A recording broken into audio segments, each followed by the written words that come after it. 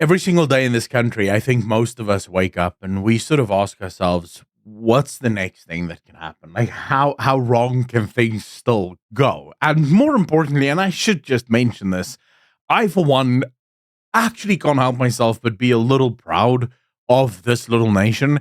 I don't think any other nation on earth can have so many things be done so incredibly poorly, and yet the country still manages to barely truck along. It's not going well by a long shot. Don't get me wrong. I'm not saying that we're, just amazingly well off, but that we're still going.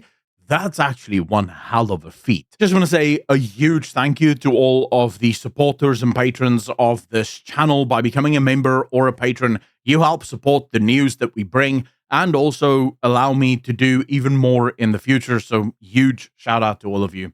Thank you. Anyways, enjoy the video. Bye. For those of you that don't remember, about 90 days ago, or at least in 2 days from now, on the 9th of July, it would have been 90 days. So 90 days ago, the President of America issued a scathing ultimatum to the entirety of the world, basically saying that every country in the world will be getting and paying a 30% tariff on all goods sold in the United States from said countries. The president then opened Washington, D.C. to every country in the world saying, hey, if you guys don't want to pay those tariffs, by all means, come to us and have a negotiation, have a conversation, because we'd be happy to meet with you and we'd be happy to figure out what kind of trade deals can happen. And as we now know, and we do know this, I know a lot of you still read CNN and you read sort of, you read the broad-based media out there and you think, oh, no countries actually responded. This is just not true. We know from people who are not connected to the Trump administration, but nevertheless are in Washington, D.C., the countries around the world are banging down the door of the United States, trying to gain access to the American markets. And there's a reason for it. The American market is the largest market in the world. Now, before people go, but China has more people. China has a lot of poor people, right? The vast majority of people in China are dirt poor. They're sustaining farmers that basically just farm rice and eat the rice that they farm. They're in no position to buy a bunch of stuff from the rest of the world.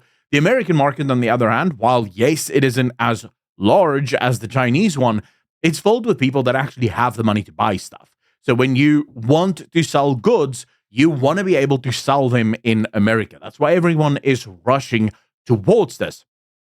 I say everyone because it's not been everyone.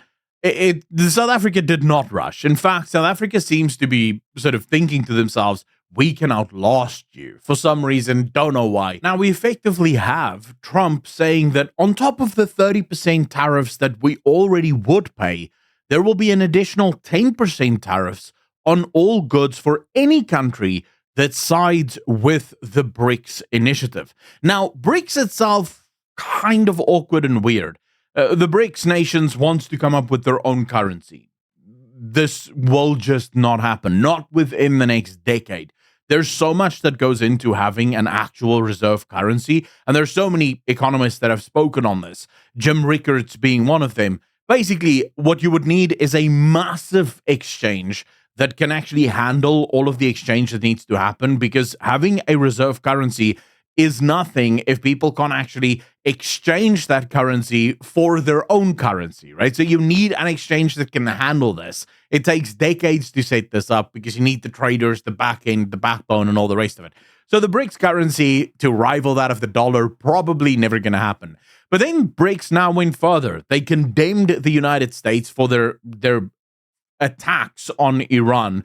Basically, I don't know why anyone would want Iran to have nuclear weapons in the first place, so I don't think that's a problem.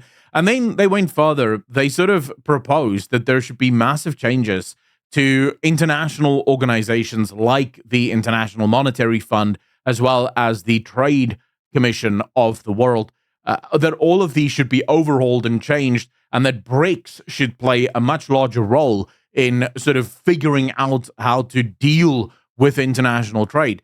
The reason this would make me a little worried just off the bat, China has a very bad record when it comes to playing by the rules. Having China in charge of setting the rules, not great. Of course, you start to see some of the cracks when you realize that this is the first summit ever where Chinese President Xi Jinping did not even attend and instead sent Premier Li Qiang to stand in for him. Now, sure, it could be that he's sick or whatever, but Xi Jinping sort of acts in his own right all the time. He wants to be at these things because he wants to pound his chest. The fact that he's not showing up may actually show you that there's not a lot of trust or faith in this BRICS summit thing, especially when you realize that countries like India, they've made it super clear that they're not enemies of the United States of America. And so if America starts slapping on 10% tariffs on India, India might very quickly say, wait, we're not signing up for this. We have no interest in fighting the United States, so we're just not going to back these BRICS things. We still want to be part of BRICS because fundamentally there's nothing that you win or lose being part of BRICS. You don't have any trade treaties. You don't have any official treaties. You don't have any defensive treaties. There's nothing that ties you to the BRICS movement. You can literally just sign up and then never worry about it again and nothing actually happens. But okay, so the 10% tariffs will actually be quite bad. Then it gets worse when you realize that the South African government continues their nonsense of never actually acting in time. This was like a few days ago where Minister Parks Tau said that actually there's still a lot of room for engagement with the United States on the tariffs and the proposed tariffs that they want to put on us. This is days before the actual tariffs go into effect, and we, as a country, still don't have a deal. In fact, it looks as if we don't even care about making such a deal. It then gets even worse when you realize that when the Freedom Front went to the United States and said, hey, what can we do in order that you don't punish us for the nonsense of our government? The United States made it clear that these are their 4 deal breakers. Unless the ANC does this, there is no deal to be reached. The classification of farm attacks as a priority crime, a clear and unequivocal public condemnation of the ANC from the ANC of the Kill the Boer, Kill the Farmer song, no land expropriation without fair market compensation, an exemption of USA entities from all black economic empowerment requirements. These are the 4 things. And the Freedom Front comes home and says, hey, boys, this is what's needed. The ANC then goes, yeah, we know. They told us this when we went there with President Cyril Ramaphosa. We just don't care. In fact, we care so little that we didn't even tell the South African public that this is the bare minimum that the United States requires for us not to be tariffed. And when you realize that these 4 things is literally the platform that the ANC runs on, you realize that the ANC cannot do any of these 4 things. And I think the United States knows that. You see, the United States doesn't want a deal with South Africa. It wants to punish South Africa. I genuinely believe that the United States is busy with regime change in South Africa.